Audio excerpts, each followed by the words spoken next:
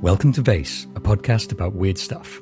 I'm Peter C. Hine, and joining me as always is my old friend and co-host. As we've miraculously made it to the third season of Vayse, it would be disrespectful of me not to mention that he's a man who stands 3 times as tall as a Nazca mummy. He's 3 times as old as Ray Bradbury was when he got his first paid writing gig, and he's 3 times as trustworthy as Richard Doty since he allegedly quit Air Force Special Investigations.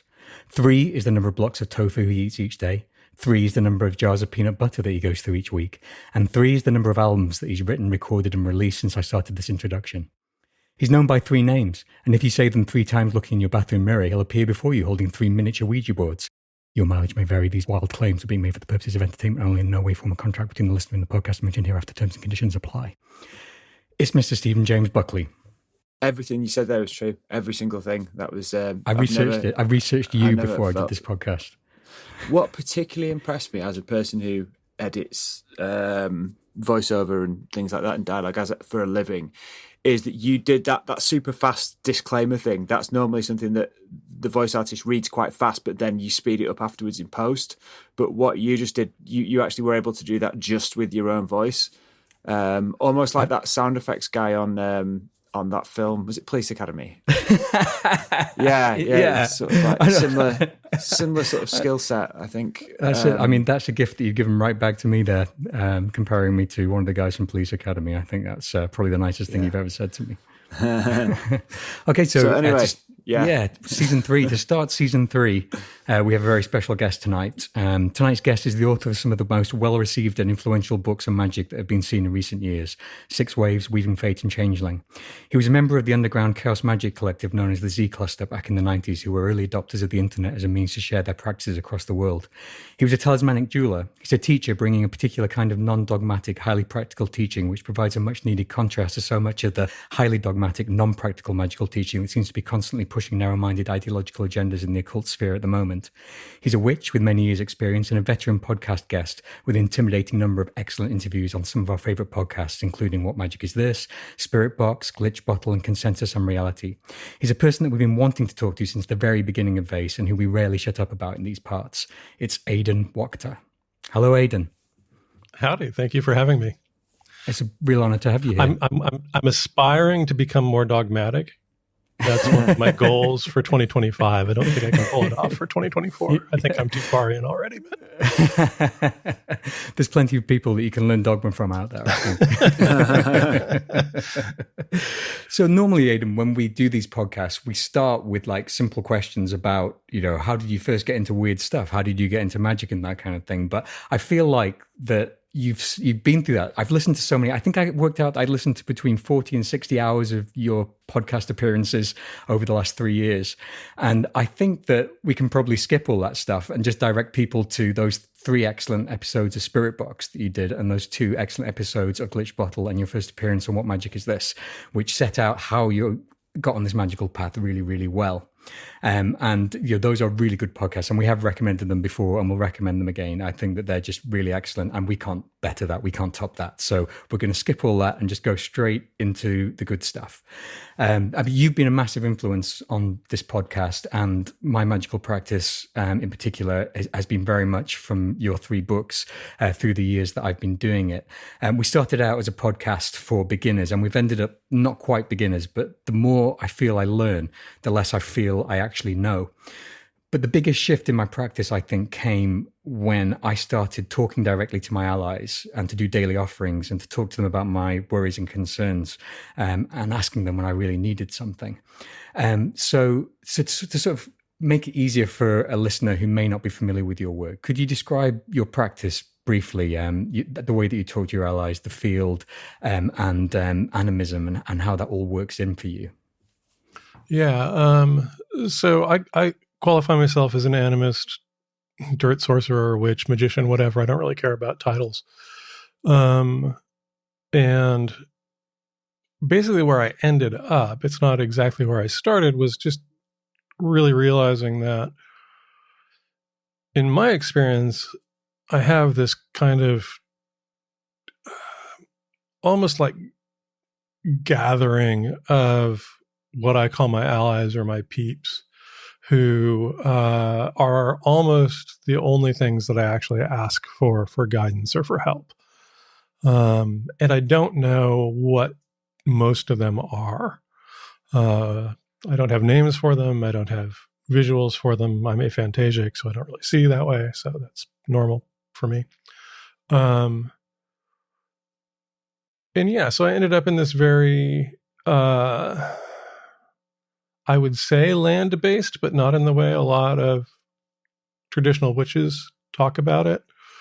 And very spirit-based, kind of spirit ecology view about magic, that I think that a lot of what is actually happening is, yes, we're doing all sorts of things that we could kind of fit into like the chaos magic psychological model. And that's kind of the root of a lot of what we do magically. But then what happens after that is kind of where I'm focused now, which is I believe that that's a door to something else. At least in my case. Yeah, I really like that, because I always feel a bit like, you've got these vague models of magic, 4 or 5 that people kick about a lot. But I think that once you start actually practicing magic and stop reading about it, you find that all of those models are true in some way. The energy model, the information model, the spirit model, the psychological model, that they're all working in some way. And I wouldn't like to sort of decide which one I was using at any particular time. I think it was just something that, it's just something that you sort of accept once you start doing magic, that, perhaps you don't really understand how it's working, but it is in some way. Yeah. And then I would say if there's anything else that I have kind of running that's maybe a little not what's usually in most books on it, is I also don't think that it's particularly important that we know what's really going on underneath it all. We just have to figure out how it works for us, and then kind of go all in there. And kind of, it's not that you don't look at other stuff or you don't learn from other people, but there's a point that I think we have to get to where it's trust between us and whatever we're interfacing with.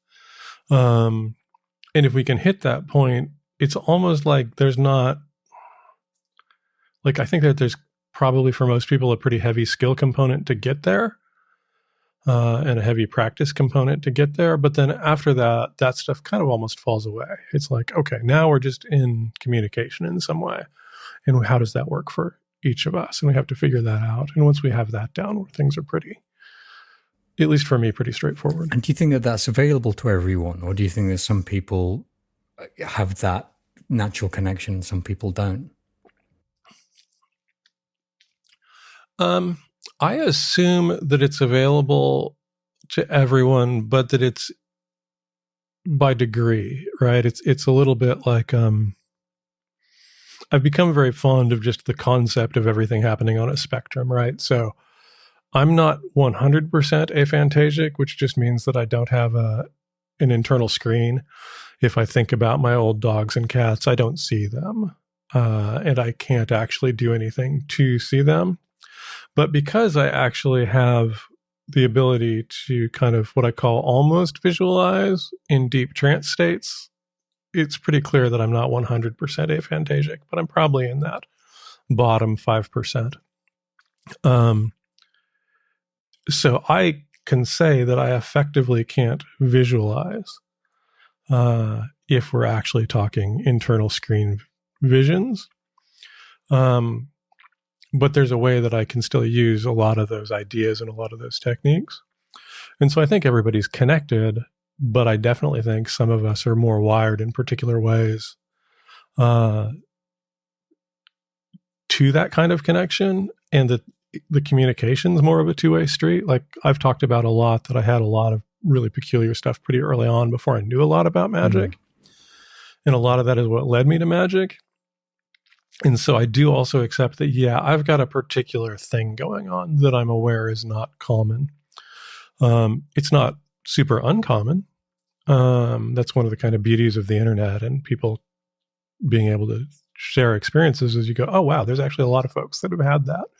But it's not, I would say it's not the norm, but it's not super unusual. So with everything, whether that's just magic in general or spirit contact or ability to sense bodily energy. Like, my take is everybody can learn to do it better, but it's going to be kind of like all those kids at the Olympics or really serious musicians. There's some folks who are going to be able to take it way further, and there's some people who are going to get to kind of mid-levels really easy, and some people really have to work for it. Yeah. It just kind of depends where your focus is. I find the aphantasic thing really interesting. I first did journeying as part of a course that I was doing on like a retreat, a shamanic retreat. And the first couple of times I did it, I thought that I couldn't do it because I wasn't seeing things as I see them in day-to-day life. And then when I finally managed to connect to it, I realized that I was receiving the information, but I wasn't getting it like watching television or sort of looking out of my window or something. Some of it was almost coming to me almost narratively. Some of it was coming through me kinesthetically, I could feel bits and pieces, or I just had a general sense of what was happening.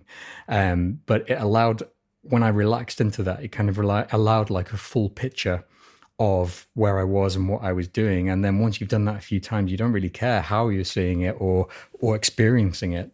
You just are. Yeah, I mean, I think that there's a big push because we're in such a visual culture to assume that everything comes in that way. And because, again, it's like if we're looking at aphantasia, it's pretty clear that there's like a massive spectrum, and that the folks that really don't do that like I do are pretty small. It's like maybe 1 in 20, 1 in 30, 1 in 40. And it's kind of like part of why I always talk about it in all my books and in most of the conversations I have is that it kind of produced, I think, a selection bias within Western magic that if you couldn't visualize, because it was put forward as the most important basic skill in many ways, everybody that couldn't do it just didn't stick. Yeah. Or there were freaks like me that went like, okay, fuck it, something's happening. And my shit works. So maybe that isn't as important as all of these people that can apparently do it really easily. Yeah. Think. So maybe there's other ways. And that's when it just kind of popped into my head like, wait, I have kind of a vast array of kind of sensory potential, right? Because we've got just the physical senses, but then we have these internal senses. Like you said, when you roll into shamanic spaces or into journeying spaces. Like that was one of the things that I found pretty early on is once I got heavily into the trance work, which didn't happen immediately. That happened like 20 years in for me.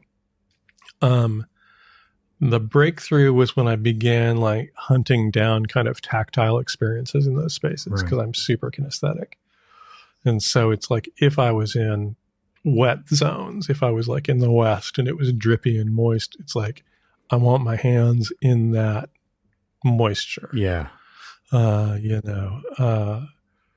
Doing things you're not supposed to do in the other world, like eat and drink everything, like anything I could do along those lines, made it way more concrete. And then it became this thing that was like, as how I said, it was like, it's as if it's visual, but if I really step back, that's not actually present. There's no movie screen inside happening with that, but I'm getting all the information anyway. But it's like you said, it's almost a narrative. And that's how I really learned to do that, was talking myself through it. Yeah. Like let's just start talking internally. Yeah. Going back to what you were saying about, you were talking about how there's, some people are more kind of tuned in and able to sort of work in this way than others. Do you think there are examples of people who have them sorts of abilities, but have absolutely no knowledge of what we think of as magic or the technology or whatever you'd like to call it? Do you think there's examples of people like that who almost have that ability but don't know what it is, and perhaps examples of that in, say, I don't know, popular culture or history? People throughout history who have that skill but don't know it as magic and perhaps don't use it in the way that you do. Oh yeah, I think that's we could go straight to coming from the folks that I know that speak about it in that particular way are all British Isles folks, but just the idea of the second sight isn't necessarily in any way related to magic for most of the people that have it. It's just like they have these experiences of information coming in. It's accurate enough that they learn to pay attention to it, but they didn't generally go looking for it.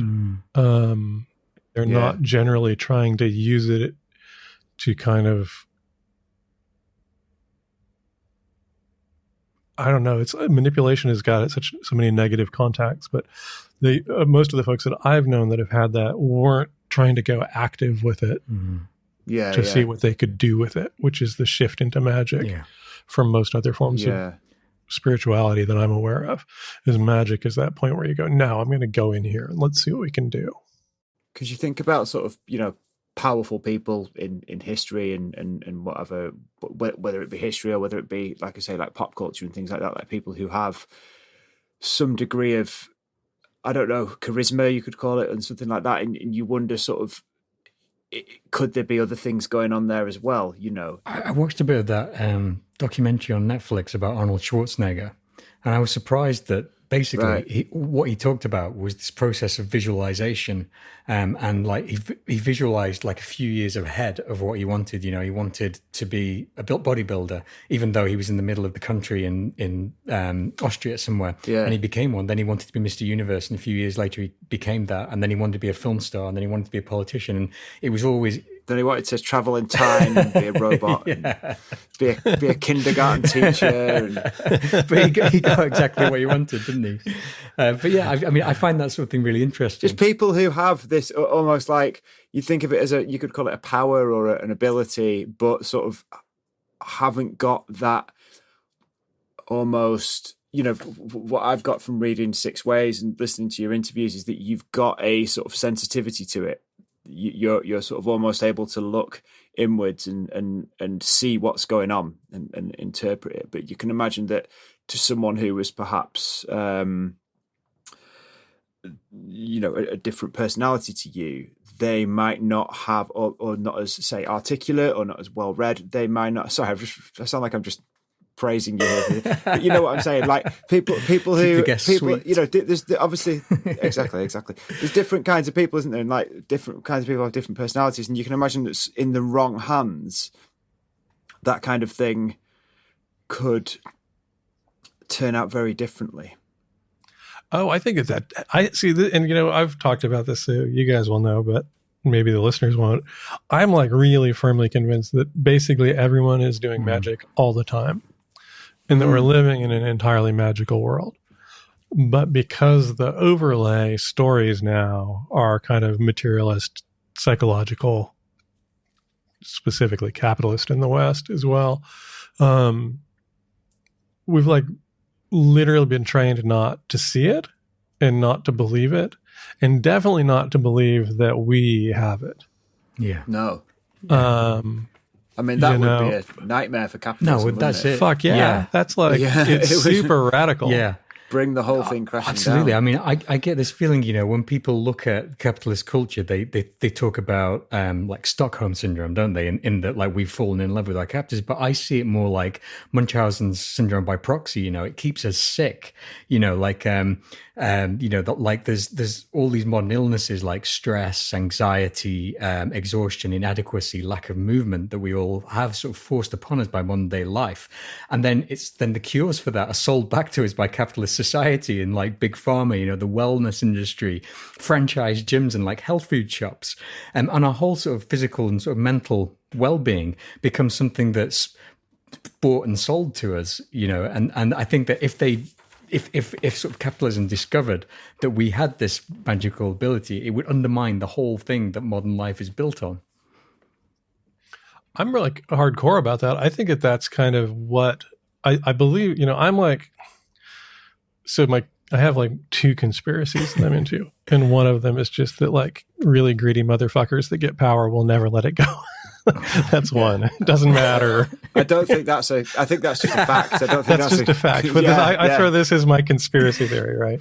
And then the other one is that I really believe that kind of the rise of city-states and the rise of city-state-based empires really are inherently anti-magical. Because if people have a direct contact to something meaningful and that communicates back to them in whatever way, kind of about what the right thing to do is, and you are in that position of power, you really want to take that from them because you want to be able to define what is good, what is right, what is beneficial, what is patriotic, whatever, however you want to view it. And so to me, those things have to be inherently anti-magic. Because magic is like, it's not that it's freedom in the sense that people often think about freedom of being the freedom to do absolutely anything with no consequence, because it's not about that. But it's that freedom of actually getting to know what the world and your place in it and your reality is according to your own experience, and hopefully as unmediated as possible. That it's you and your peeps, it's you and your gods, it's you and your experiences in the temple, however you work it. And that's not controllable. Yeah. I mean, talking about, I've recently moved to a sort of more urban area, and everything is a lot more difficult. When I used to go for a walk amongst the trees and that sort of thing to sort of feel connected, I don't really have that option as much anymore. When I was out the other day looking for some crossroads dirt, all of the roads are tarmacked and so on. But I was talking to you actually by email about, you were saying that you'd also moved, but you've moved to a much nicer place in the, is it the Pacific Northwest? Is it that you're in? Yeah. And how do you find that when if your magic, you were saying it's sort of essentially land-based, how do you find the effect of moving? Because you were further south, somewhere a bit more deserty, were you before?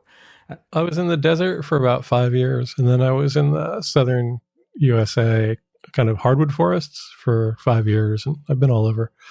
Not much on the East Coast, but West Coast and South, And so I kind of have to clarify that, because there's a lot of folks that are very specifically land-based, and their experiences that they're directly interfacing with particular land spirits, kind of coming from that Roman idea of the spirits of locations or whatever. I don't really have that, again, because I'm not actually particularly sensitive. But what I can tell is that everything is different. And so I have to kind of adjust how I listen or how I pay attention. So like this place is very inviting and very welcoming to me. The woods here are. The desert was really beautiful, but it was also kind of like, I would say that the desert kind of treated me as if I was a visitor. Right.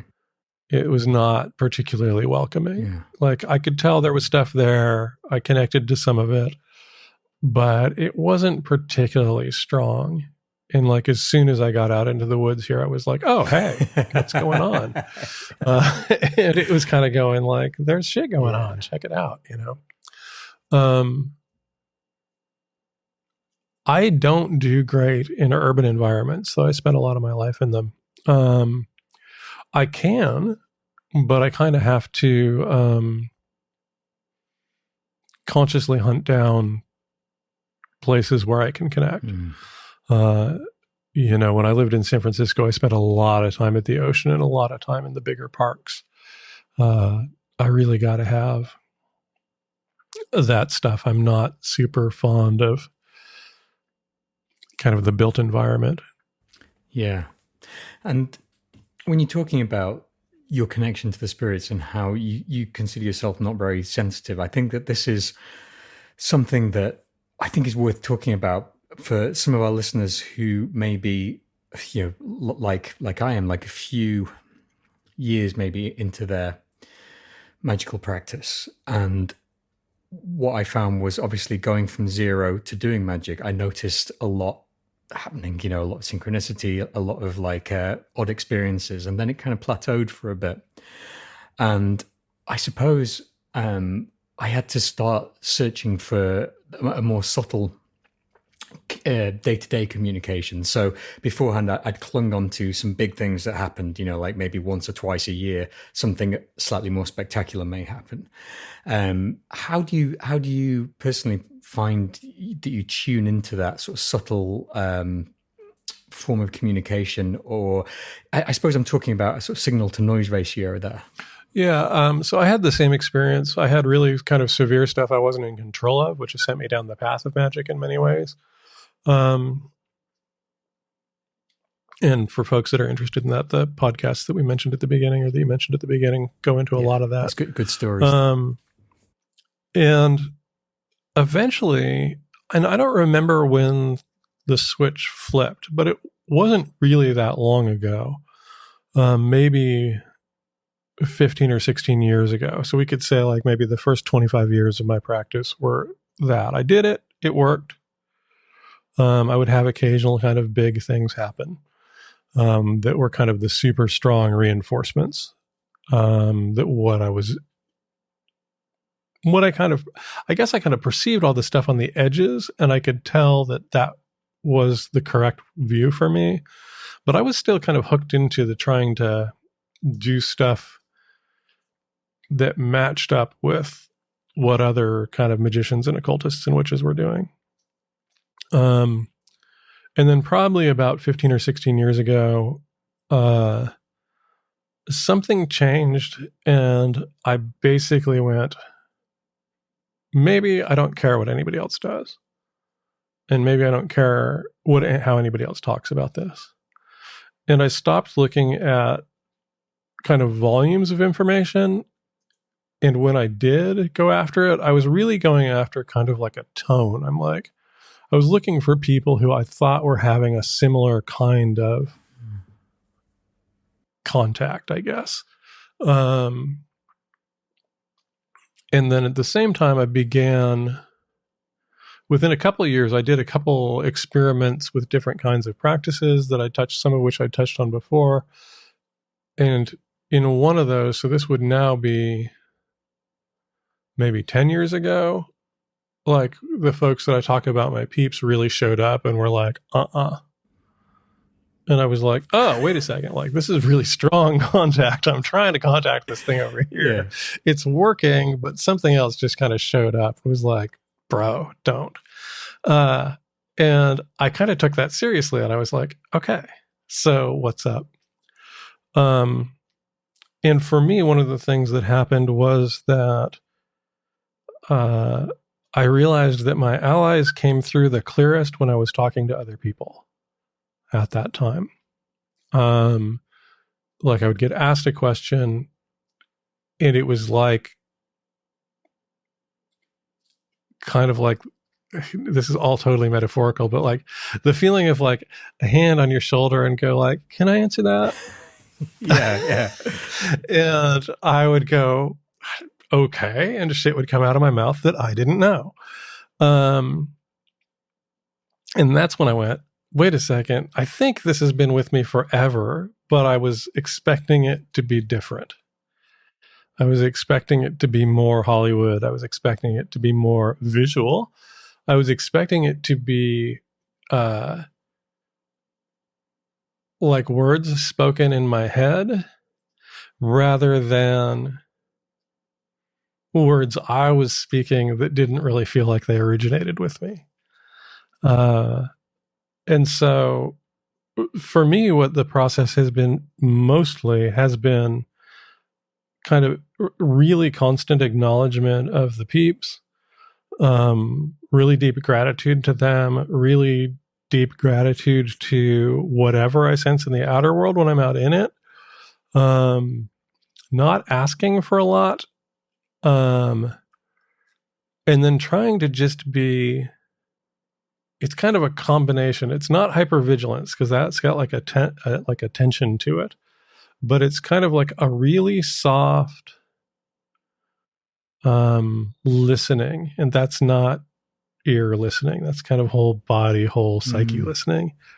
So that when something pops up that's interesting or is odd or seems outside or seems like an answer to a question that I have, I don't overlook it. I don't question it in the sense that I used to. This doesn't mean I think that it's absolutely correct or anything, that I just go, oh, I will do that. But I actually take it in. I don't start with any, I guess I've tried to remove, when it comes to my peeps, or when it comes to kind of nature spirit kind of encounters, in those zones, I know enough to know that I don't have to be skeptical. I still have to use my discernment about what I do with it. But questioning every fucking piece of contact just, I think, was repelling all of that contact. I was like, so earlier on, I would get kind of communication, I think, and then I would go hunting in books or wherever for validation. And when I stopped doing that and instead tried to take it all really experientially, like, okay, show me. Okay, you want that? I'll give that to you. And then see what happens. And what consistently happened was that things worked very well. But they stayed really subtle for the most part. And so I would say the thing the skill I developed was like being really good at reading very quiet messages and reading kind of signs.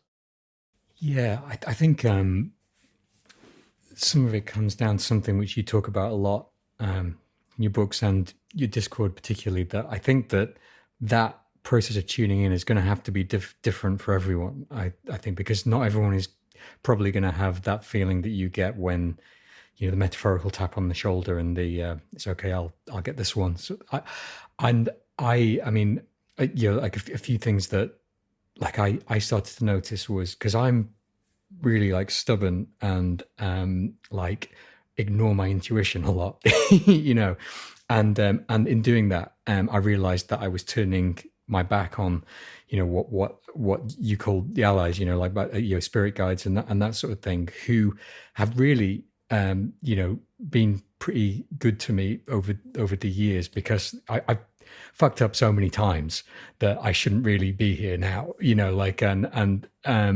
I started to realize that and that sounds crazy, but I'll say it because I think that I'm in the correct company with you two guys, but that like things when I'm ignoring my intuition a lot, things start to move around in my house. And sometimes quite dramatically. So like, I'm not saying like, oh, I come back and like my keys have gone or something. I mean like stuff moving, you know, like stuff being chucked around in the bathroom and that sort of thing, to get my attention, to focus my attention on something. And I don't always know what that is, but I know that when that happens, I've got to not ignore it. And I've got to sort of work back and say, look, I know I know something's happening. I know that something's trying to be shown to me. And usually when I work backwards like that, I can see, you know, like, what it is that I'm missing, that I'm ignoring, and that I'm not finding. But that experience, I've not met anyone. I mean, I'm 100% sure there's loads of other people who get that, but I didn't learn that from anyone. I learned that through my own experience. You know, I don't really get the same sort of. I'd like to work on it, but I don't really get the same sort of. You know, like the knowledge coming to me in that way. You know, when I'm talking, as you do. But I'd actually recently done something where I do a very simple offering every day, the one that's in the 6 ways, and I just switched around. I used to meditate and then do my offering so that I was in a relaxed state, but instead I did my offerings and then I meditated, and I found suddenly I just had access to all this new stuff, you know, because I was just giving it that space to sink in, you know, and to because I'm not very good at patience either, you know, like that stubbornness, you know, but giving it 20 or 30 minutes just to say, right, you know, it's your turn, really helped me.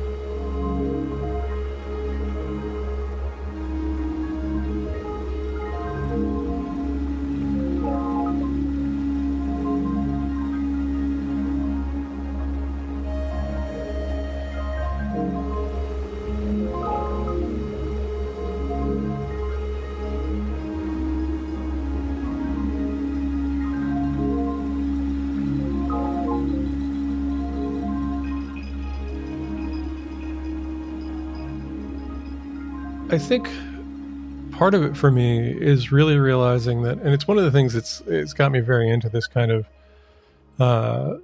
all the work that's tied into kind of the somatic experience world, and it's something that I had actually connected to in Weaving Fate more than 6 Ways, but it's in 6 Ways too, well before I knew really what it was, which was I began kind of hunting a felt sense of things.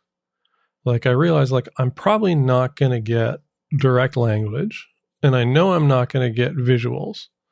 So am I getting information that is really kind of, as far as from my perception at least, happening through my body? And getting better. And I fuck up all the time. I get really dense and stupid all the time. But, so I'll have like, I remember when I moved into this specific place that I'm living now, it's only a couple blocks away from a really lovely, couple 100 acres of forest. And I was in my house, and it was maybe a half hour before sunset. And I just got this hit. That's like, it was just like this passing, super fleeting thing. And it was like, you don't go out in the dark much anymore, which I used to do when I was younger. Because it was quiet in the big parks in the city if you went out at night, because people were scared or trying to, find somebody to give them a blowjob in the trees, depending on where you were. But, which also was scary to some people. That wasn't to me. No, I'm not interested. But, thank you for noticing that I might be interested in asking. And so I just had that thing. It's like, so I got this thing like, you should go out in the woods.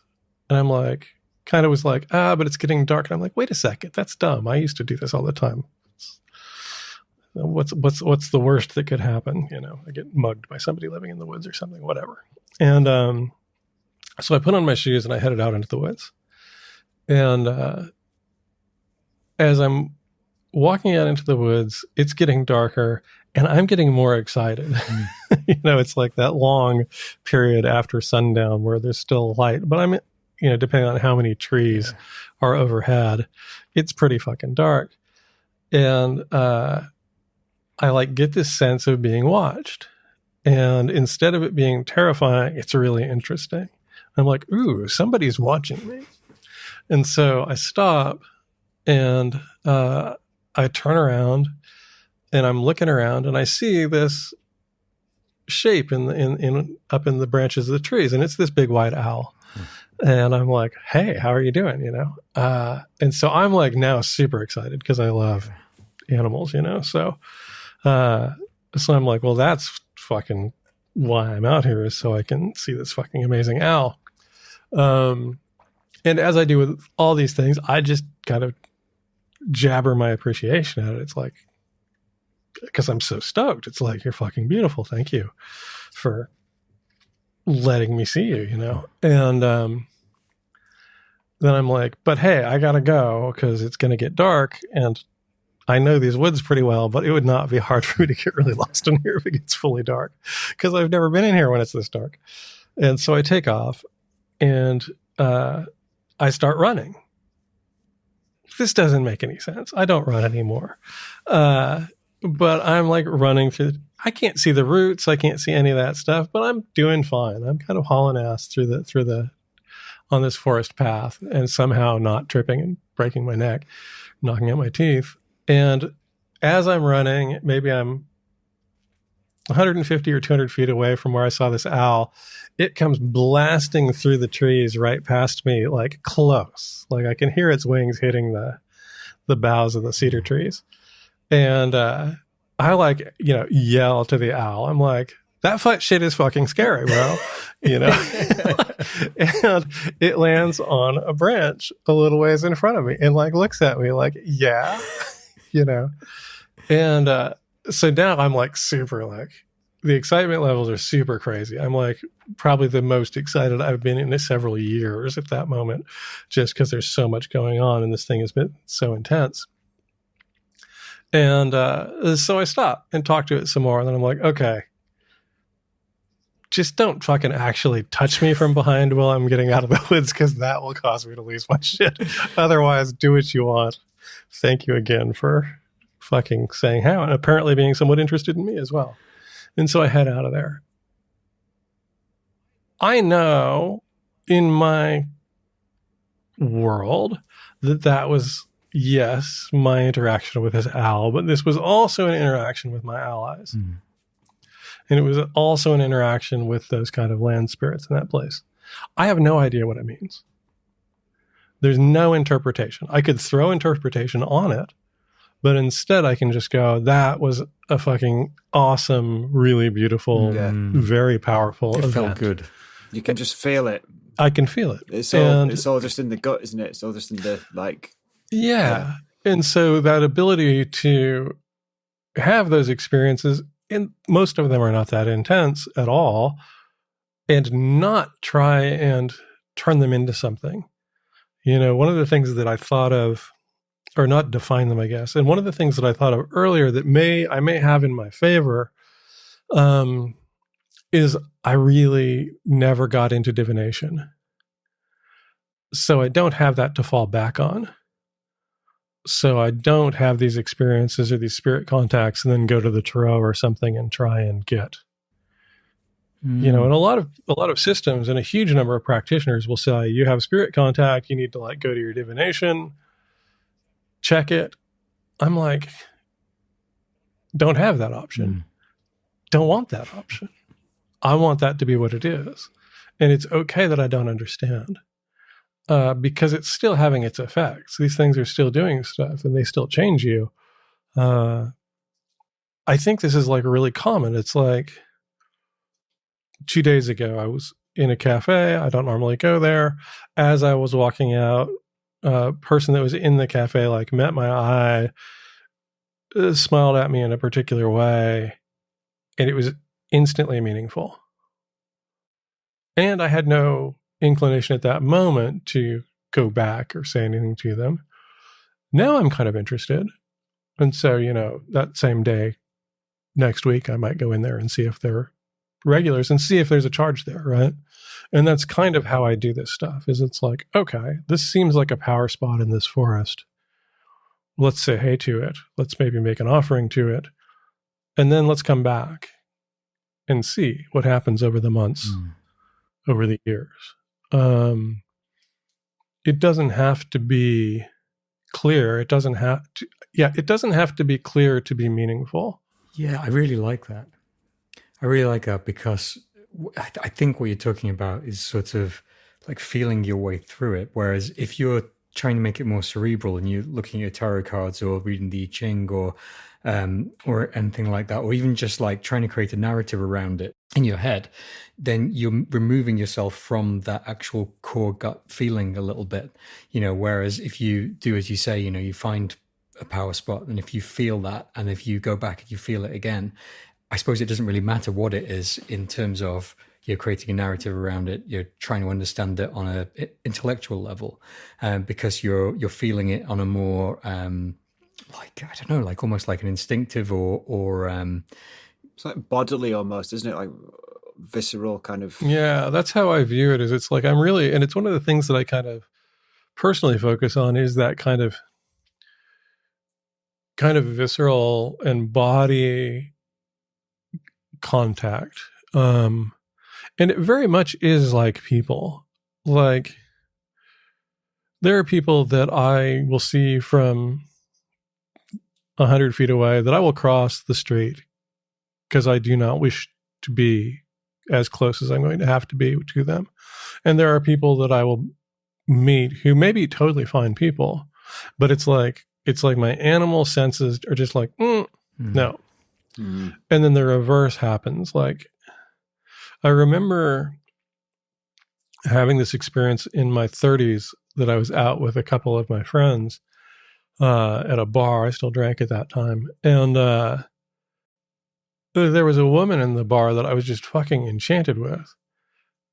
And they were like, they picked up on it. You know, we've been hanging out forever. And they're like, don't see it, it's like, I don't think I see it either. I think it has nothing to do with what I see. I think like there's something there, and she was gone before I got it together to go say, hey, but it's that same kind of thing. And to me, that's very much my experience of magic, that it's like, I'm looking for the things that feel right on a really deep level.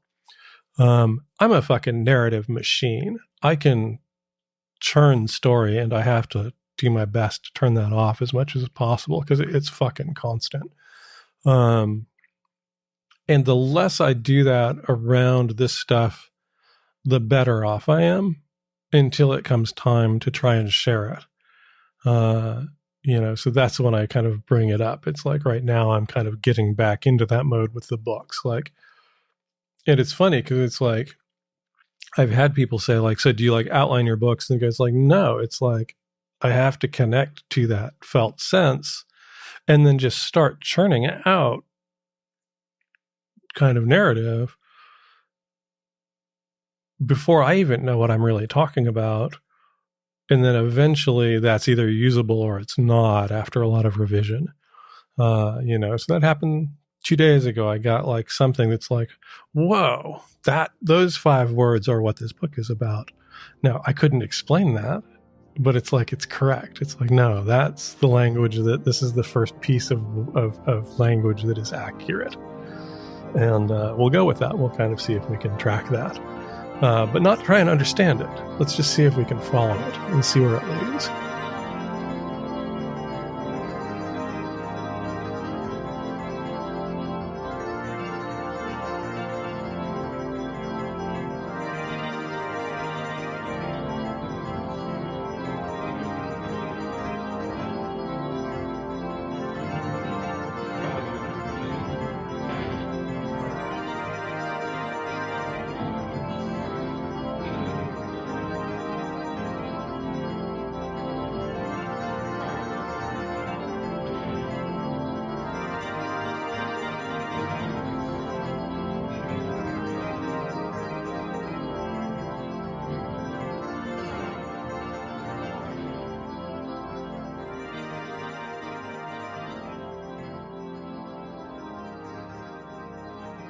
Would you say there's a difference between your practice in the way that you are and a person who is sort of traditionally religious?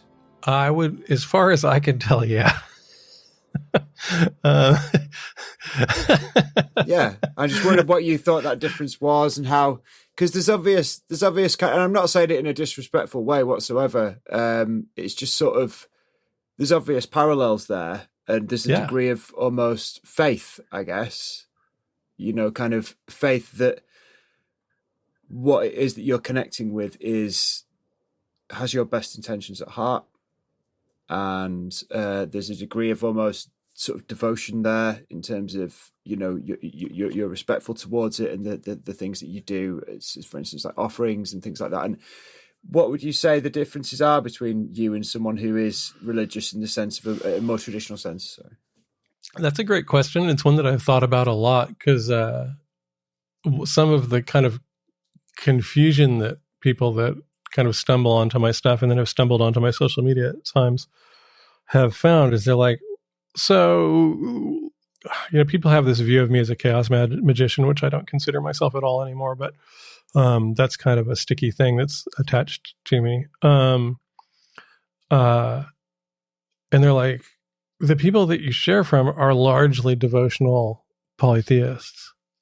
And it's like, yeah, because it's like, though I don't get that aspect, the polytheist aspect, there's a way that I can see their connection to what they're doing and that they've entered into that trust space with what they're doing. And so there's a way that makes sense to me, that as soon as you like move out to, let's all have an argument or conversation about all of the possible meanings about this thing that happened to this third person. It's like, what the fuck is that useful for?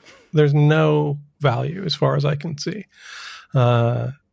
It's entertaining to some people, so there's value in that. But as far as actually kind of deepening the experience and deepening that contact, I don't see it. So where I think that it is related is that I don't even think of it as faith. I mean, I kind of talked about this on the episode I just did with Douglas on UPG for What Magic Is This? I have like experiential backup for decades now. Yeah. And so to me, that doesn't have anything to do with faith. No. It's like, that's knowledge. I have knowledge. And I don't view, though many of these things I could say are larger in reach, it's not like they're higher than me in the way that a lot of kind of devotional theism works. I'm not looking to my allies to define my morality. I'm not looking to them to define right action in that way. And I don't find them to be, and this is probably going to rub a ton of people really wrong, and accept that is just how I have to look at it, because I've said in many places, I don't think I have like like the teeniest bit of understanding of the religious impulse in the way that most people who are religious have it. I don't think I understand. So take that as the base that this is somebody who does not believe he understands trying to speak to it. I'm not looking up to these things. I'm trying to have an entirely kind of meshed experience with them. Okay. And so this is why I talk sometimes about biological animism, that my views are that we are in a living system. We are part of it. We're a phenomenon that have arisen from it, as is everything, including possibilities that don't exist yet. And that's what I call the field. Yeah. And so I'm trying to learn to be a good Sal. I'm trying to learn what my role is, and to fulfill that.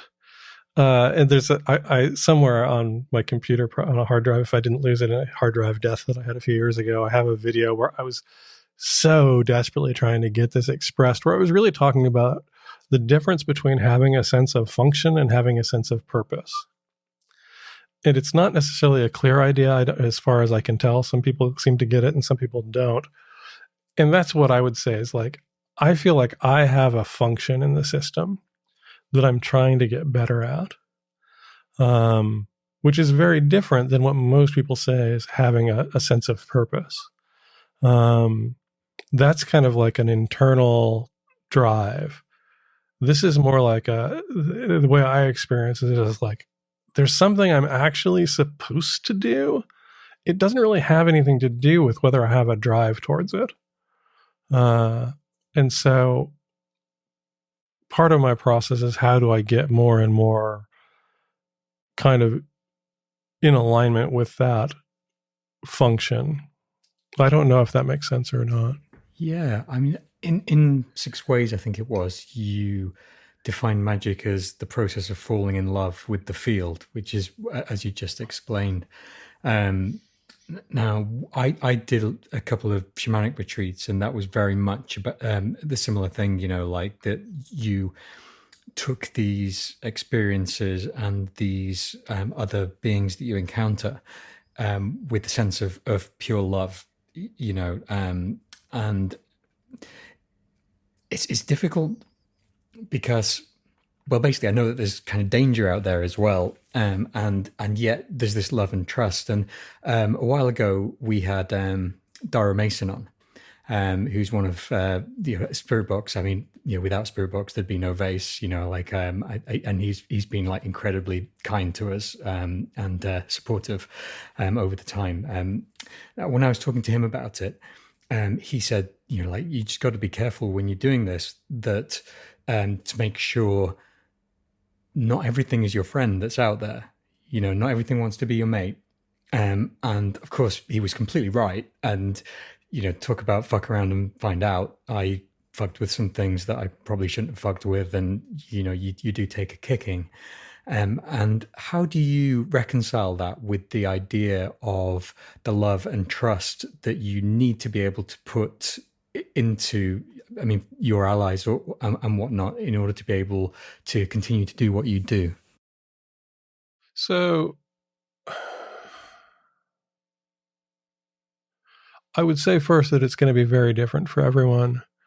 My experience with the peeps is that they totally have my back. And so I run everything through them. And where I do have faith is I have faith that they're not going to, unless I'm just fucking ignoring their messaging, which does happen at times, they're not going to really let me go down roads that I'm not going to learn something from. This does not mean that they will not let me go down roads where I will get my ass fucking destroyed. Because sometimes that is the best way for me to learn, because I'm pretty fucking dense.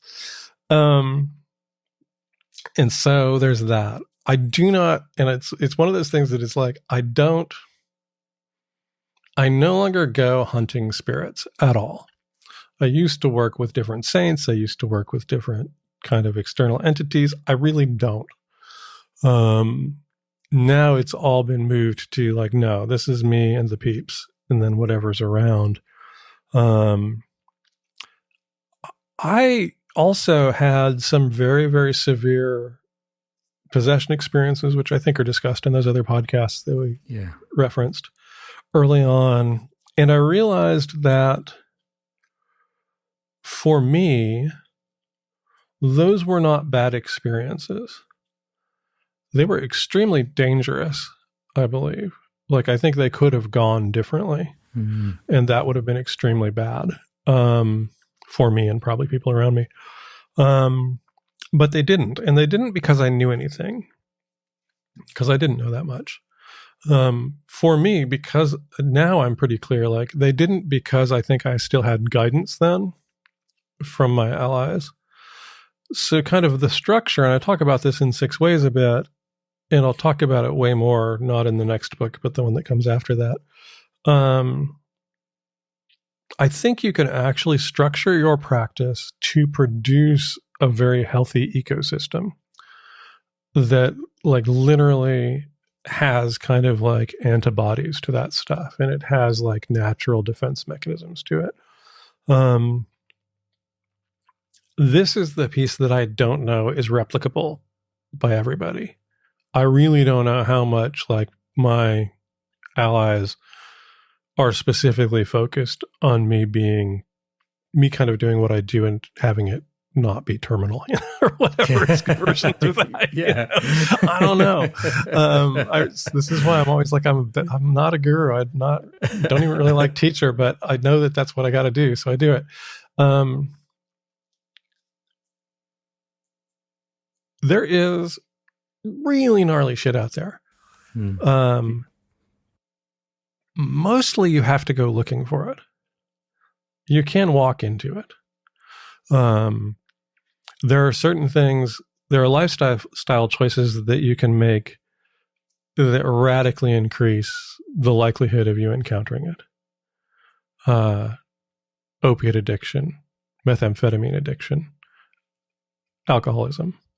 These things like have like, it's like they have their own kind of hordes of demons attached to them at this point that are really just born out of kind of desperate need and suffering, is my perspective. And so even just being around folks that do those things can expose you to those things. Because I do fully believe that there are mass levels of what we could think of as discarnate entities all over the place. And so kind of what the whole process of working the way that I suggest in 6 Ways and in my other books is really, how do you kind of switch from that more compulsion and defense structure of ritual magic that's pretty common into focusing it entirely on kind of developing this healthy ecosystem. Because I think everybody's got allies. I can't possibly imagine based on any experience that I've had or any studies that I've had of cultures that are less fucked up than ours about this stuff. So they're there. You may not get the fireworks you want when you start connecting to them. And that's usually the thing that stops people is you might, I mean, really, I spent 20 years not having the kind of, at least 20 years, not having the kind of stuff going on that I have now. I don't think it has to be that way. I really didn't have any good examples of people working differently. But yeah, I mean, there is shit out there, but you know, if you're working processes of magic, that part of the whole structure of it is, here are all the things you need to do to be defended within the practice. Why do you want to deal with those things? You should have a good reason. I'm not saying you shouldn't do it, but you should have a clear reason. Like, this is, for whatever reason, the best way to do this thing for you. It isn't for me. Like I said, my peeps are just like, nope. Yeah. And again, I think that they're what came through and taught me my methods for dealing with that stuff, and dealing with those possessions, and that kind of experience and this kind of direct attacks. The hard part here is that piece isn't teachable in my mind, because it's like, what's your ecosystem like? What's, you know, I think ATRs refer to the kind of the allies in that way as kind of what's your court up to? How solid are you with them? You know, the same idea. I don't know if they're dealing with the same things that I am or not, but yeah, I mean, it's tricky. And I would also just put forward that, like, nothing is safe. Nothing is even vaguely safe. You know, it's just people I know who have died in horrible ways, that were just left field accidents. You just go, nothing is fucking safe. Yeah.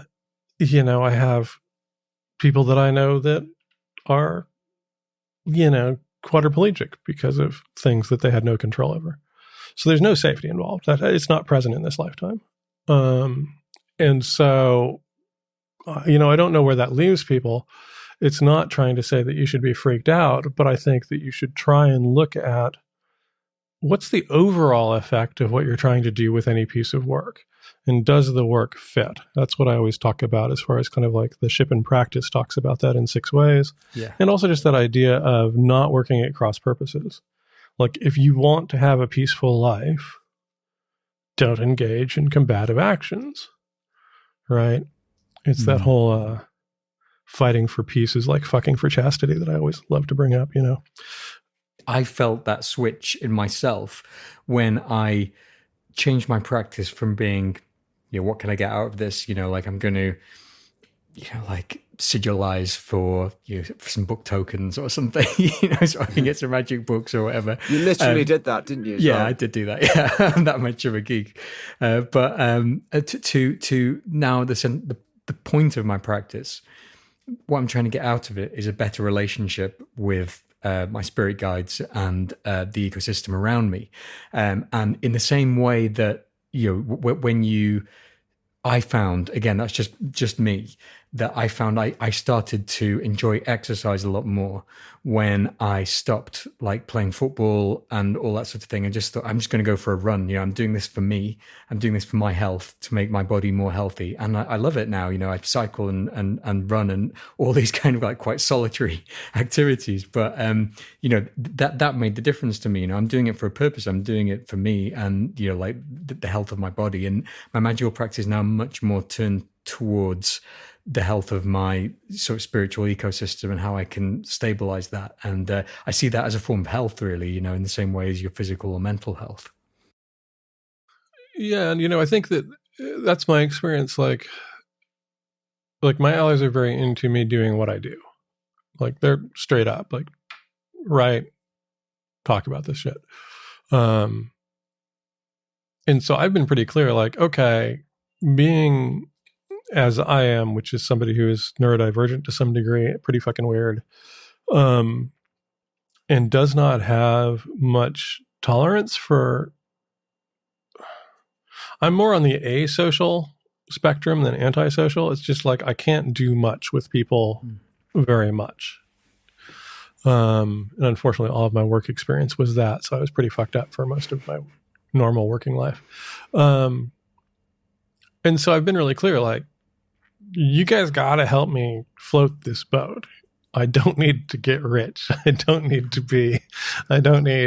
fancy anything. You know this. That's not been my life. But if you want this to continue in the way that it is, we have to keep the things flowing. And so that's like a shift too. It's like, I'm not pushing for wealth, but I am clear to them, like, hey, if you actually want me to spend 6 months kind of going crazy in the cave trying to write a book, you gotta keep the food on the table and help me pay the rent, you know. And so far that's worked. I don't know if it will continue to. I hope so, because it's not going to be easy to try and find a real world job at my age with what have you done, like sorcery for the last 15 years, you know, a professional wizard, you know. And so it does change things. It's like there was definitely periods of time where I was doing magic to try and get a new guitar, get a whatever. The things that were the most effective were the things that I needed. So I need a truck. I got a truck. You know, had I been, I need a Lamborghini, I'd be like, fuck you. No, you don't. You need transportation. We can hook you up with that.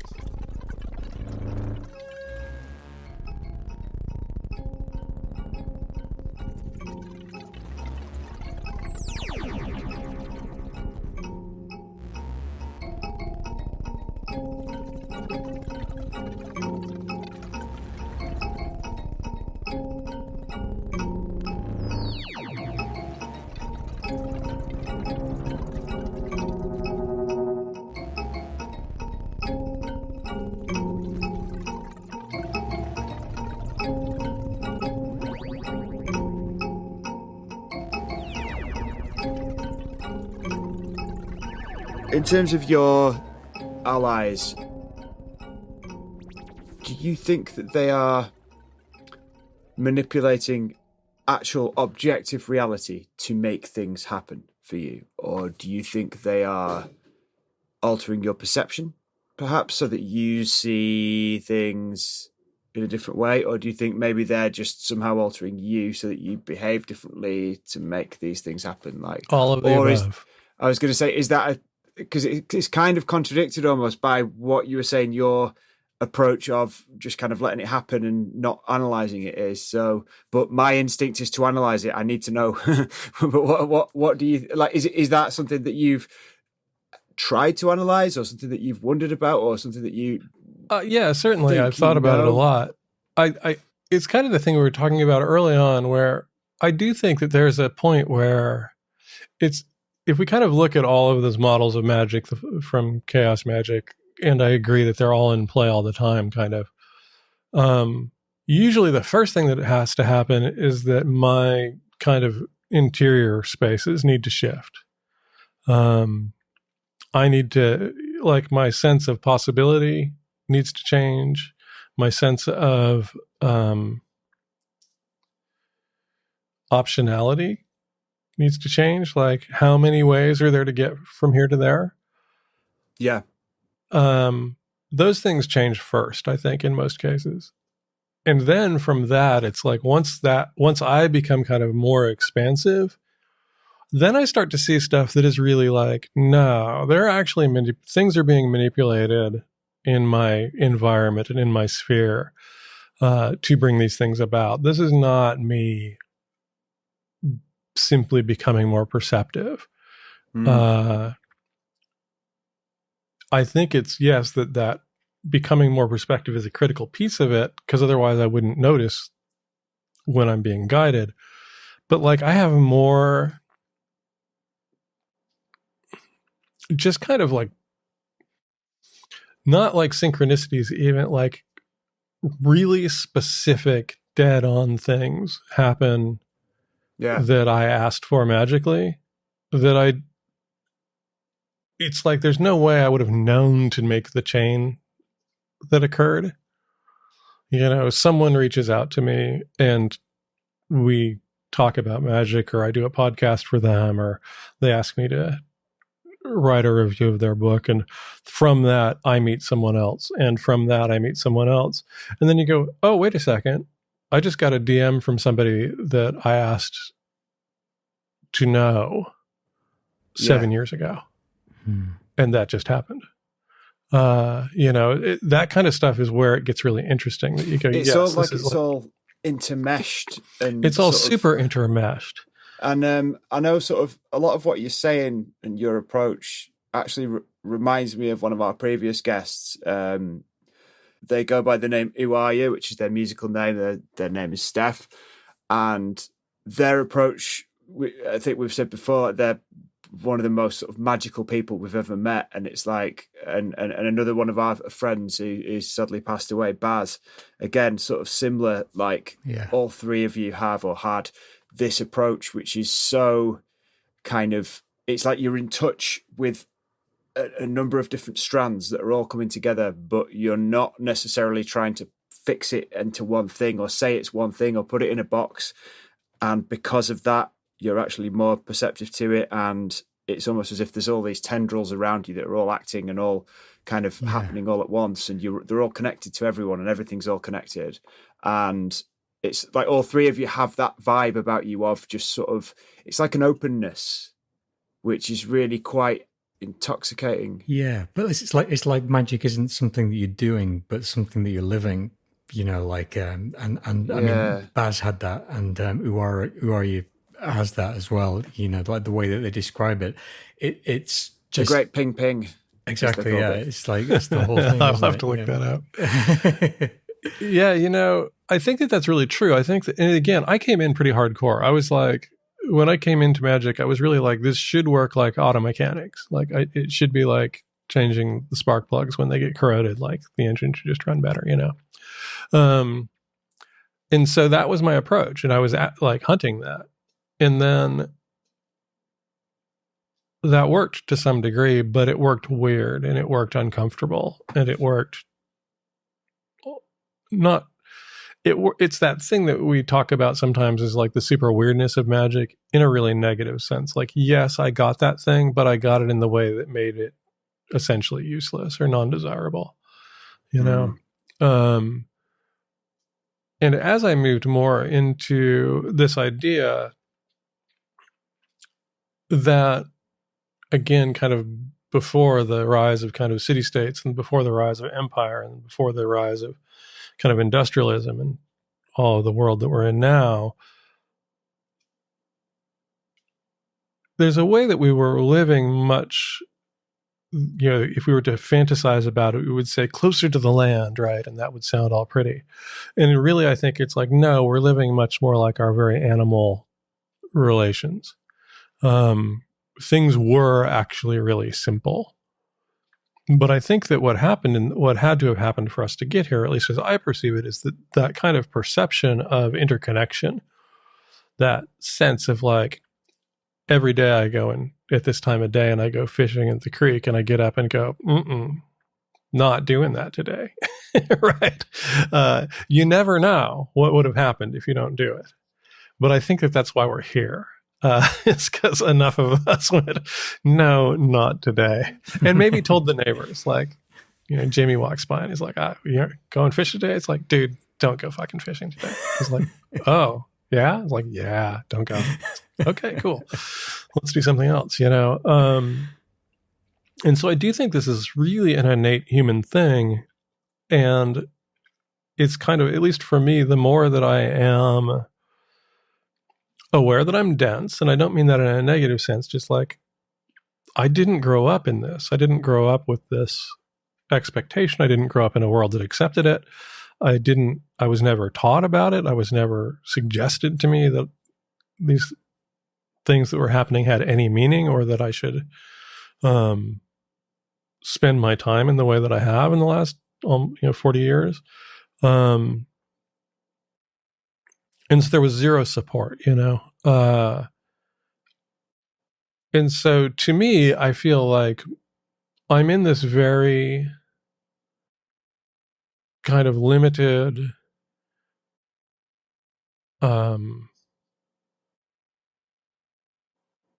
primitive in the sense of not sophisticated place with all this stuff, that I simply don't have the background to really be what I could be in relationship to this stuff. But I am trying, and the only way that I can do that is by attempting to be as aware and, again, as kind of soft about it. It's like that. It's kind of like that thing that you learn when you're like, I don't know if either of you have done any of the energy work that's in Changeling, where you're kind of like playing with the energy balls. It's like, and for me, if I do it in a room that's kind of as dark as what I'm in right now, or a little bit darker, I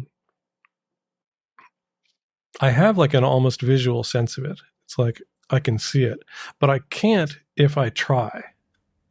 It's like I have to just soften so much, and then it's present. Or the same thing. It's if I try and force myself to feel that power between my hands, I've got nothing. If I kind of shake that off, and I'm actually doing this right now for people that aren't on this call. He is. And soften, it's like, oh, there it is. It's present. It's totally present.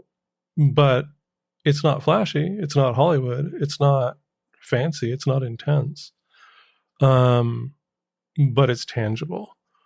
And so to me, I'm trying to learn how to do this in more and more spaces in my life. And the better I get at it, simply the better everything works. But it's also weird because then you have the flashy stuff where you go, I need this. It's an absurd ask from any kind of like logical stream, and you get it. That's actually less interesting to me though, because that's like cool. That's kind of like to me, that was like the field saying, yeah, there's something here. Let's see if you can get beyond that, because there's something much deeper here and much more important here.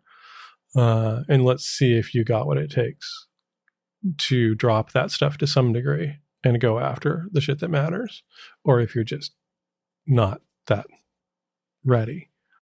It's interesting that you've talked about you've kind of alluded to the idea of almost a sort of purpose behind what you do, and the idea of teaching and stuff. And you are, in my opinion, a very good teacher. Like you're very kind of natural at it, but you seem almost quite reluctant to take that role in some ways. Certainly the kind of almost magic guru kind of role, like, yeah, it doesn't strike me as something that you're not very comfortable with. And it's I don't know. It's just an interesting kind of dichotomy, because I suppose you do get a lot of people who are like that, who are kind of who do want to be the guru and want to be the the influencer or whatever, but you seem to be a lot more, hey, this is just me kind of doing my thing. I'm kind of feeling my way here, and this is what's worked for me, but it might not work for you, or I can suggest you maybe try this, but don't, I might be wrong, and this is just what works. And it's just, I guess it's kind of refreshing really to see something like that, because I feel that ties in almost with the soft approach that you've just talked about, in terms of, not coming at things hard, not coming at things in that kind of intense way, and in that kind of almost regimented, rigid kind of rule book way. And so I'm just spewing out words here. It's not really a question, but I think you kind of, it's just, I don't know. It's just kind of interesting to encounter someone like that who has that kind of almost such a skill in teaching, which is apparent from your books and from your podcast and from talking to you now, but is so reluctant to do that. Yeah, it's an interesting thing for me. I'm really aware that, for all that I believe this is a completely natural thing, I believe that my specific experience with it is is mine. Not in the sense that I own it and it's super special, just that it happens for me the way that it has to happen for me, or that it can happen for me. And I have no reason to believe that that's universal. The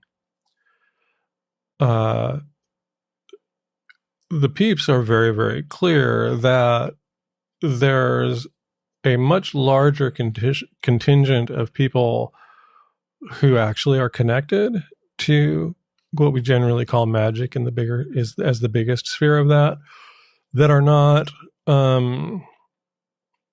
gonna get what they need from kind of the mainstreams of this, or the really hardcore fringes, right? Because there's both, and so they've been really clear with me that it's like, yeah, teach what you know.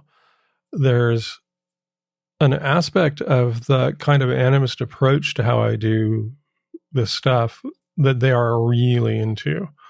And they also suggest that we're moving, and this is just pure conjecture, this is straightest UPG you could get. They are very clear to me, and have been for many years now, that in their perception, for us to be well as a species, at least the folks that are called to this, and I don't think it's a universal call, even though I think it's in all of us, that there's a way that we are learning how to be kind of in this kind of post almost everything world. They're like, they think that the kind of the time is coming back where that more natural connection, that more like way older connection to the world is really critical for kind of our survival, and they're invested in that. I absolutely don't believe the whole thing of like, if you don't believe in the gods, then they don't exist. It's like, no, I don't think that that's true. It's just, again, we're part of the ecosystem. And these things that work with us do use us in some ways to do stuff in the world. And I think that that's fine. I don't have any issue with that. Yeah. And so for me, I mean, it's like, I know that I teach, and I know that, I have influence, but I try and go as lightly with that as I can, because again, this is not saying that anybody that I know or the people that I suggest do I think that they're doing it wrong, or people are bad people, but there's this drive right now to be an expert, to have the one true way. Mainstream publishing pushes this very hard. I know from people that are in that world that have kind of come in, and I think it's starting to change now, but have kind of come in a little more open, and had, the editors involved kind of be like, can you be a little more hardline about this being the way, and that you being the expert, because they think that that's what sells. And so I do also think that it's important for people to have somebody that's going, hey, this is what I do.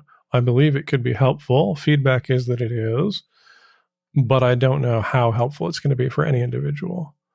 And I'm assuming you're going to have to modify it. And so I'm going to be consistently pushing, like, go there sooner than later. If it doesn't feel right, change it,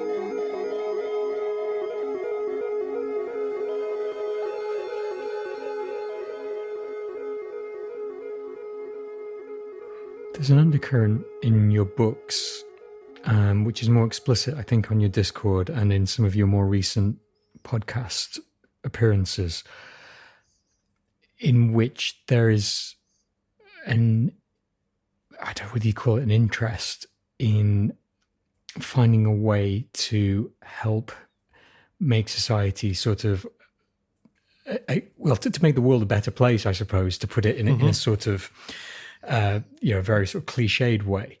And I find that really interesting because I've seen it a little bit when you're on something like Twitter, for example, and you're on occult Twitter. That seems to be the very last thing on everyone's mind. It seems to be shameless self-publicity or criticism of other people. But there are some voices coming through. I know AP Strange, our friend who appeared on the podcast last season, has done a really interesting set of articles with some practices attached to them, which are in a way sort of, it's almost like, like helping the individual, but helping the individual be better within the larger society.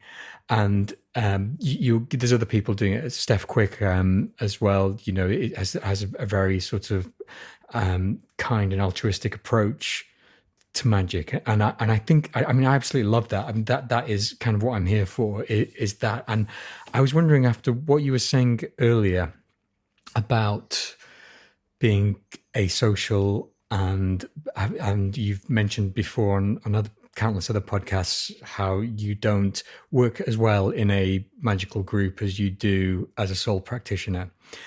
How do you turn that solitary practice into something which can benefit the wider community?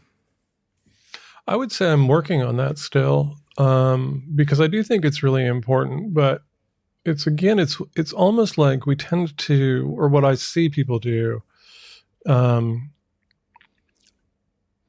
is we go very directly at that. So let's come up with group rituals we can do. Let's come up with essentially exercises in kind of group mind work. And I don't mean that in a bad way, but to me, and again, to the peeps,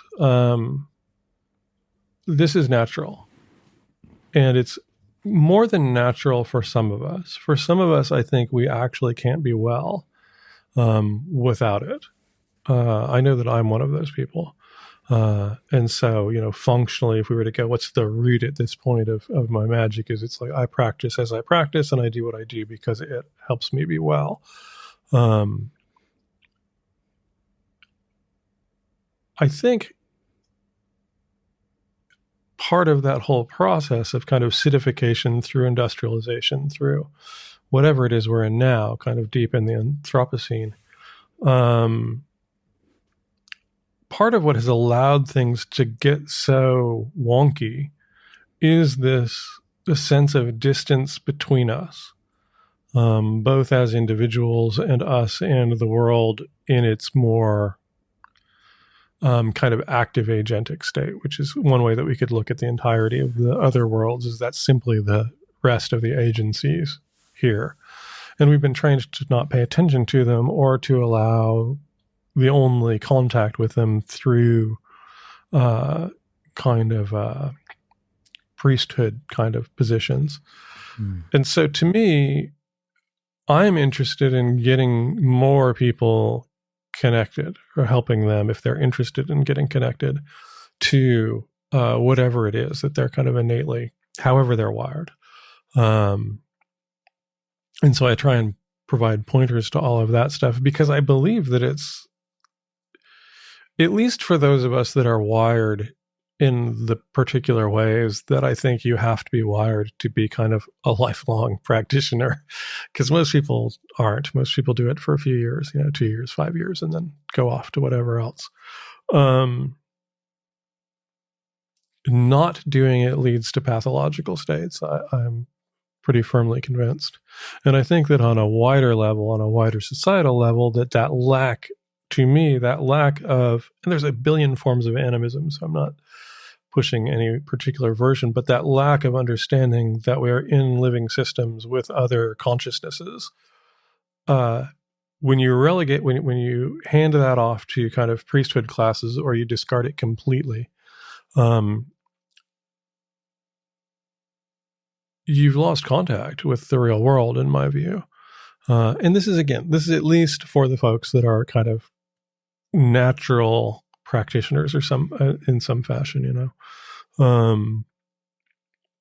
and so that's the thing that I'm always kind of at, and that's what the peeps are always on, is it's like It's like when we go through writing, because they do get heavily involved in the writing. And the usual question, like when I hit this, is like, is this right? And usually they're like, is this offering kind of support to practice, support to experience what they're experiencing, permission to have it be different, permission to have it be, beautiful, uncomfortable, scary, all that stuff. If all of that is present, then you're doing good work.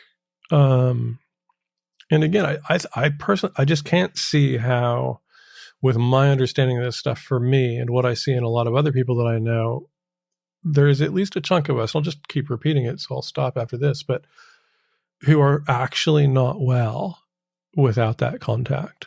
And I think that that's actually way more of the population who would ever practice. I think that if we were to go back in time, we would find that there were folks that we might recognize, 100,000 years ago as being the equivalent of a sorcerer or a witch or whatever.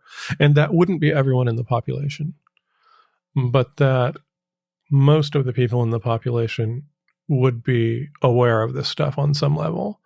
They just wouldn't be called to actually engage at that level.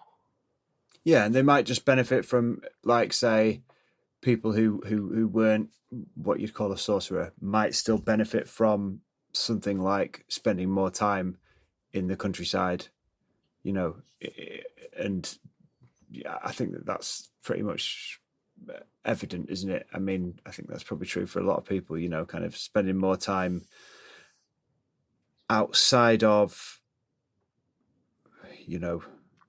a sort of city environment and outside of your phone.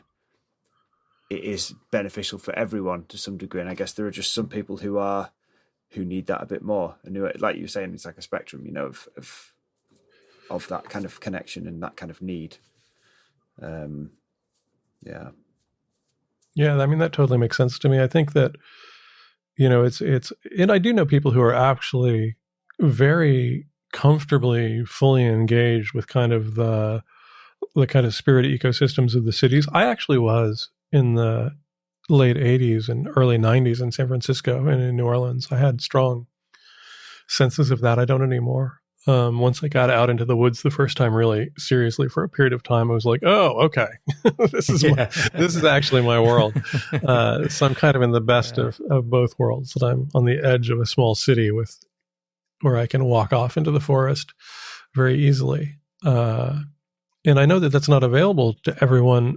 But I think that if we look at kind of whether we're looking at things like, I'm not going to even be able to bring up the name, but some of the different kind of city planning and town planning ideas that came out from the 70s onwards, I think we're recognizing that. Like, it doesn't have to necessarily be deep forest, but if you've got access to some serious gardens, if you've got access to some dirt, if you've got access to some wildlife, and I know that the Scandinavians and the Japanese have science about this, where they've done a lot of research on, like, if we throw people that have got some disturbances psychologically going on and get them outside into kind of park zones, at least for a chunk of time, they do better.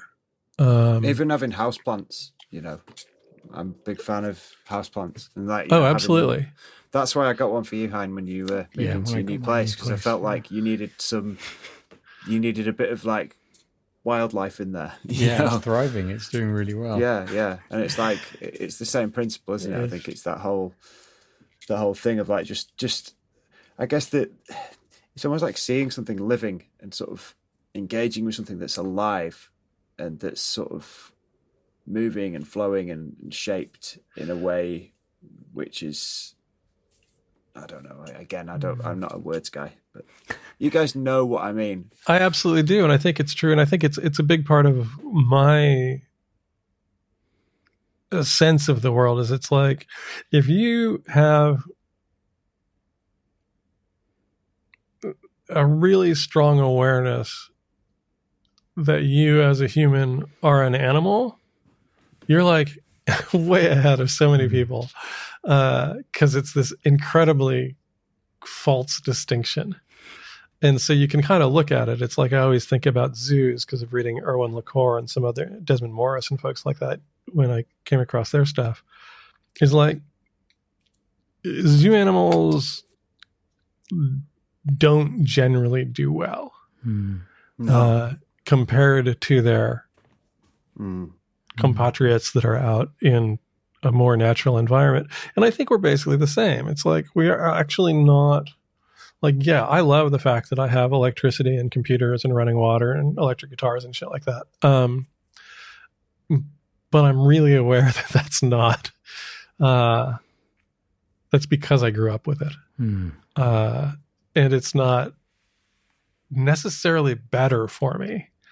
You know, I just spent a couple of months mostly camping out in the high mountains and stuff, riding my bike through the woods. And that took about 3 days. And I was like, oh, yeah, like I'm pretty good out here. Like there's a lot of difficulty, and it was the hardest physical thing I've ever done. But in general, like, yeah, I wish my food was better because I was kind of like camping food and stuff because it's light. But other than that, I'm pretty solid with the tent and hitting running water once a week to like not be a complete scuzz, you know. Yeah, I mean, we are animals, and I think this stuff is, you know, if you look at the stuff, it's like I look at it like fish, or I look at it like birds. You watch all the ducks in the pond. When one of the ducks notices that I'm there, like all the ducks know I'm there as soon as the first one knows. Same thing with, you know, wild horses on my trip. Same thing with every other animal. The cows know, you know. I think we're the same, and we've had to kind of learn, how do we turn all that off so that we can function in this built environment. And I don't think we're not going to be living in these built environments, but I do think we have to learn how to be in them. And maybe some of that, maybe some of what I do or what we're talking about is helpful for that. How do you not lose that connection? Even if it's happening at your altar, even if you don't have access to the woods like I do. Because I know I was doing that in San Francisco. It's like, yeah, I'd get out to the beach or whatever, you know, hopefully once a week when I was living in San Francisco. But I figured out how to kind of connect to the spirits of that place and be as native to that place as I could be in that environment, you know. And I think magic helped a lot with that.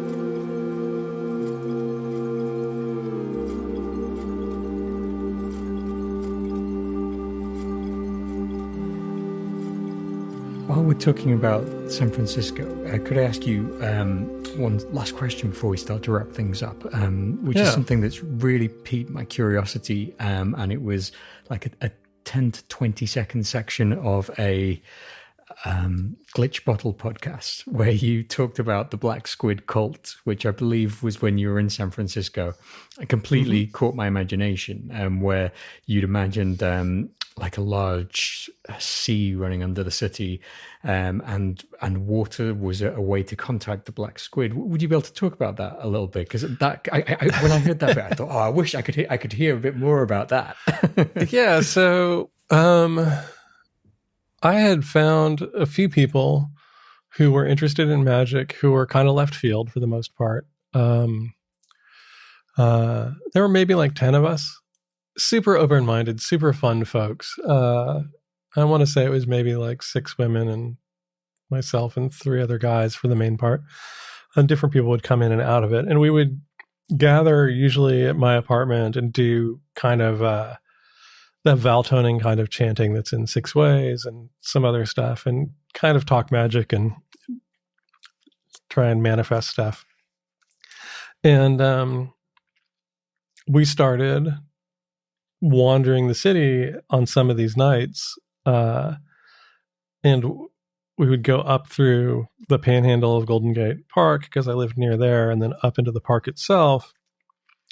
And there's like a reflecting pool in front of the De Young Museum there, and some other pools. And I have no idea who started it, but one night I remember we were just having this conversation. As a bunch of us, probably some of us were wasted and some of us were not, hanging out around this pool, and somebody brought up the squid.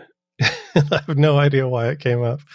And we very rapidly came up with this very brief cosmology, which never expanded from that, which was that San Francisco was actually just like this shelf of land. There was nothing underneath it. It wasn't solid all the way down. And that underneath it was just this deep, deep kind of Mariana Trench, deep ocean. And that the greatest power that lived in that ocean was this black squid. And we were like, well, we should work with it. And like, well, and somebody said, well, how will we work with it? And somebody else said, like, how about like this reflecting pool could be a gate to it? And somebody else said, so how about any pool of water that you can't see the bottom of, which kind of throws you into nighttime work, which was perfect, is actually a channel that goes all the way down into this primordial ocean and this black squid god thing, whatever it was.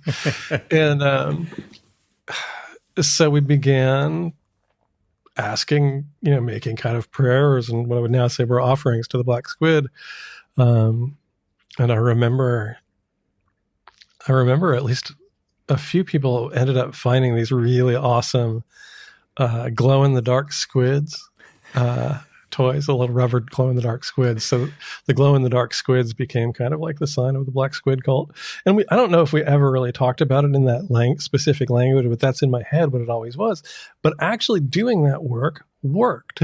It's like it was the most obviously like chaos magic thing probably that I've ever done. And it was totally organic. It was just like the story was so good. And because it kind of came up in this organic fashion, it wasn't, and it happened live. It didn't happen sitting around in somebody's apartment. It happened while we were out. And I think that all kind of led to it. Like, this was like, what is the fucking power of this city? And it was just everybody kind of like grabbed it. And I love that thing. I mean, it's like, it was funny, but I mean, it's really creative. I absolutely was going out to like mud puddles and making offerings to the black squid for quite a period of time, and most of those things worked. I love them sort of stories of like that kind of urban chaos magic from the 90s. It's got like a real sort of vibe to it that kind of you don't get anymore because of the internet.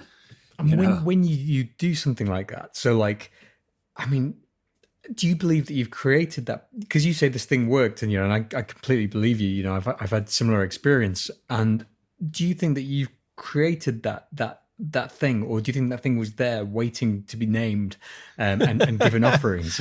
So this is one of the points that like really kind of I got some really great feedback that was all really negative about some comments I made in 6 ways, and that I'm absolutely tripling down on in the next book. I think a lot of what we do magically that is kind of, I would throw kind of more in the chaosy vein, is we throw stuff out. I think this happens a lot with servitor work. Like, we put all this energy into this thing, and I think things show up and go like, sure, I'll do that. Yeah. And they don't give a fuck what you call it. They're just like, so I think we connected to something, or something saw us and went like, yeah, these freaks are up to something. We could get some of their charge. We could get some of their baraka, and we'll play. And that's sort of similar to the, almost you could tie that in with the alien /UFO thing, and how that kind of, how the the public perception of it and sort of pop culture kind of feeds into what people actually end up seeing and stuff like that. And it seems like it's almost, if not the same thing, then certainly a similar mechanism almost. I always feel like if you expect something to show up like earnestly enough, then and you believe it, then eventually that thing will show up. Well, and I also think it ties into that kind of, if we go back to that felt sense thing again, that what could have happened if we were just to try and let's see if we can come up with a model here of what might have happened, is that there were a lot of magicians doing a lot of stuff in San Francisco around. You would find weird little altars and alleys and shit a lot in my neighborhood. And so who is to say, and this is the most logical explanation that I have, is that we were there, again, we were generating power. That was our intention. We were trying to make contact. We were trying to do stuff.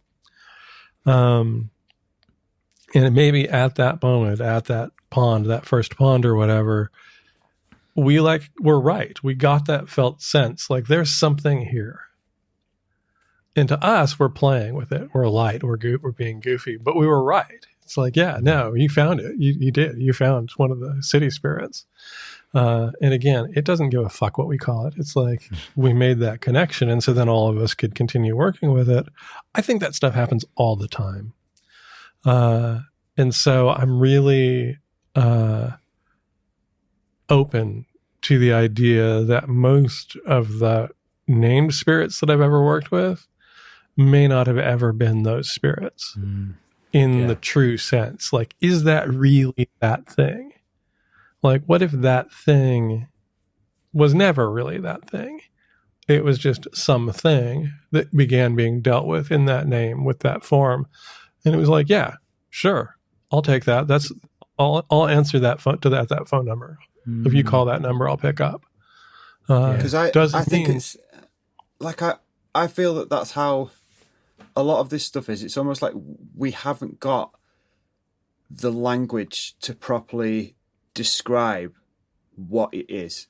We don't have, it's almost like the whole, is it that book Flatland? Is it called Flatland, Flat World, where they live in a 2-dimensional world, and they can't possibly conceptualize what a sphere would be because they've no idea of it because they're all flat. And it's as humans, we're flat. We're very clever as apes go, but we're still, there's something outside of that we just haven't got the right way to explain.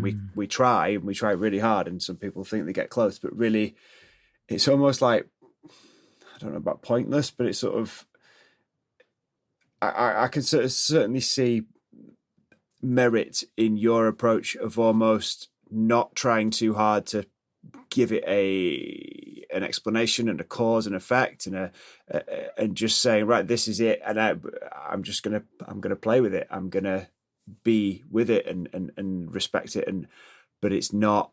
I don't need to have a empirical set of rules as to what it is and dimensions, and I think it's like that. I think it's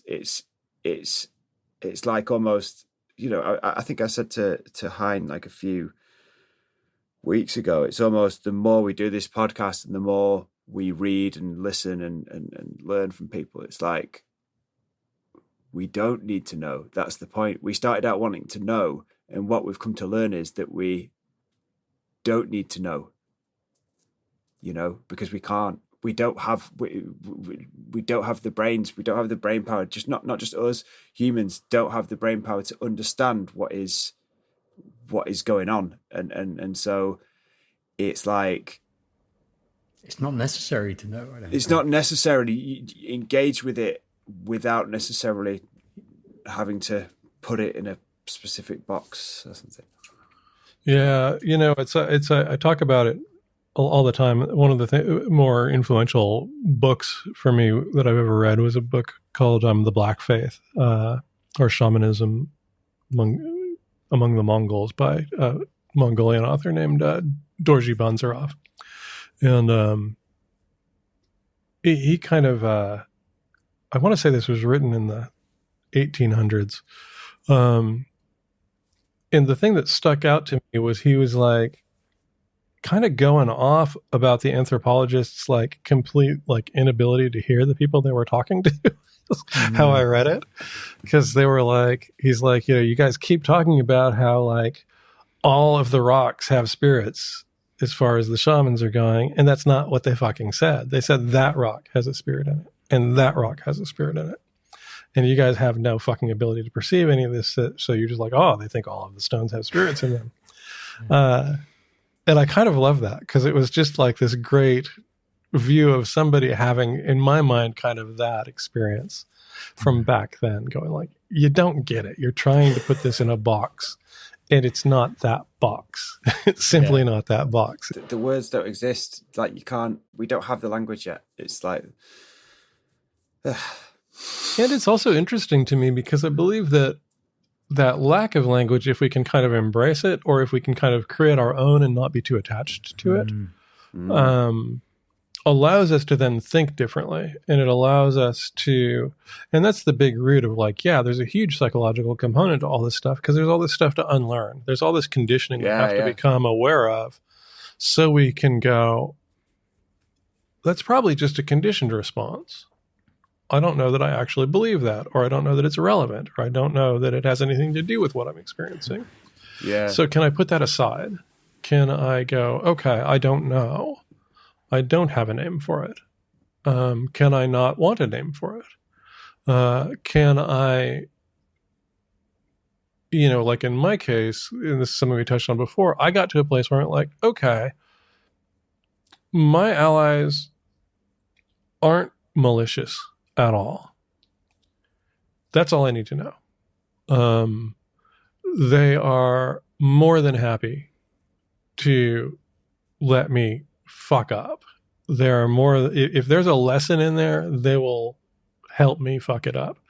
They will give me suggestions that are empirically wrong if the end result of me going down that path is that I end up where they want me to be, which is also where I want to be. So it works out. But it's like, if I were trying to do that, really, did I get that result exactly as I asked? I would go, no. But from the other side of it, I'm frequently like, well, that was a really fucking circuitous way, but I can see why, given who I am in that moment, that was the best way for me to get here. And no, it wasn't fun and it wasn't comfortable, but we got there, Yeah. And trying to get okay with that stuff is really big, because it's uncomfortable, because we kind of are given this,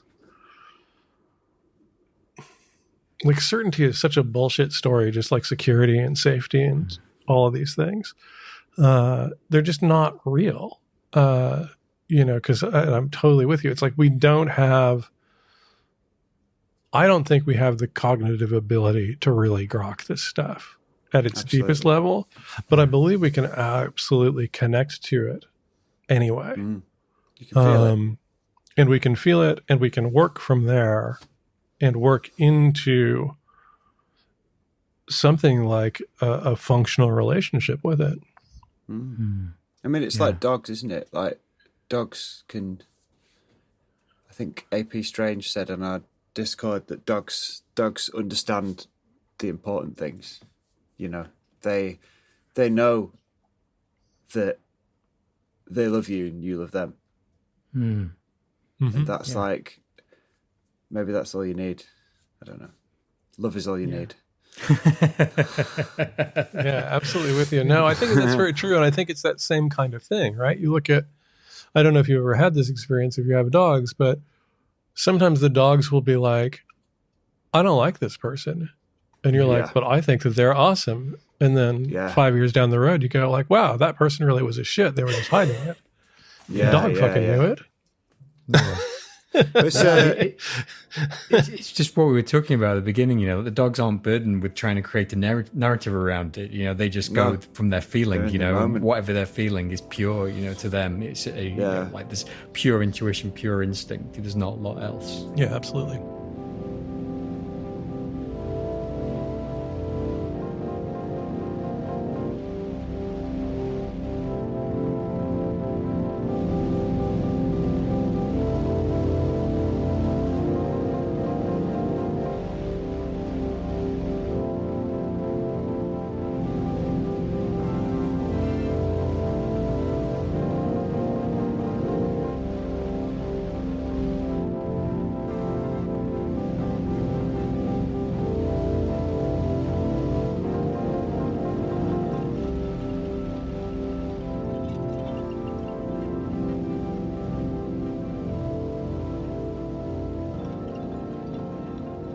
We often ask our guests if they can recommend any sort of books or music or movies or documentaries or TV shows, podcasts, YouTube channels. I know that music's big for you because you mentioned before, I think, things like Roland S. Howard, Crack the Sky, about Mastodon and Earth, all the stuff that we love, really. But if you've got any other music that you could suggest to us or books that you think would be great for our listeners, then...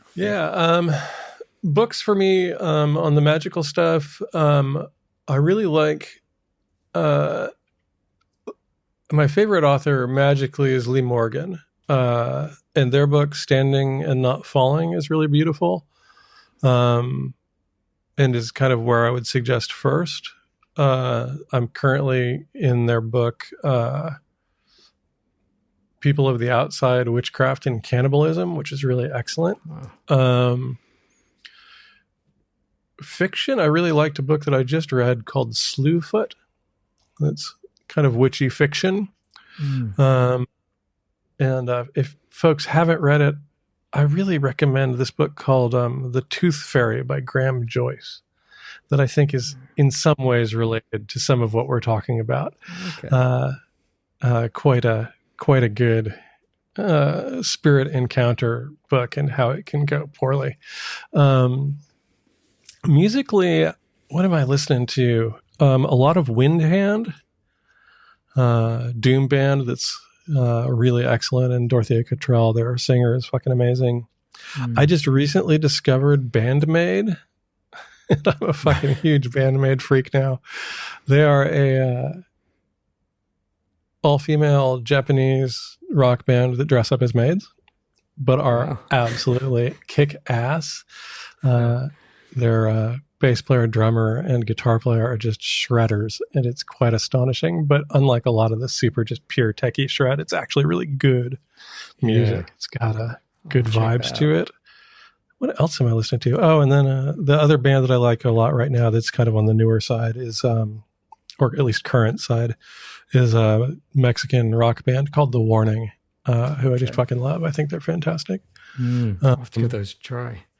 What else? Oh, and then there's a band that's really just a one-woman band called Loom out of Toronto. That's really beautiful stuff. Just really lovely, lovely stuff. Yeah, I'll check those out, definitely. Where can people, if they're interested in your work, where can they find you online at the moment? I'm on Instagram and Patreon, and that's really it.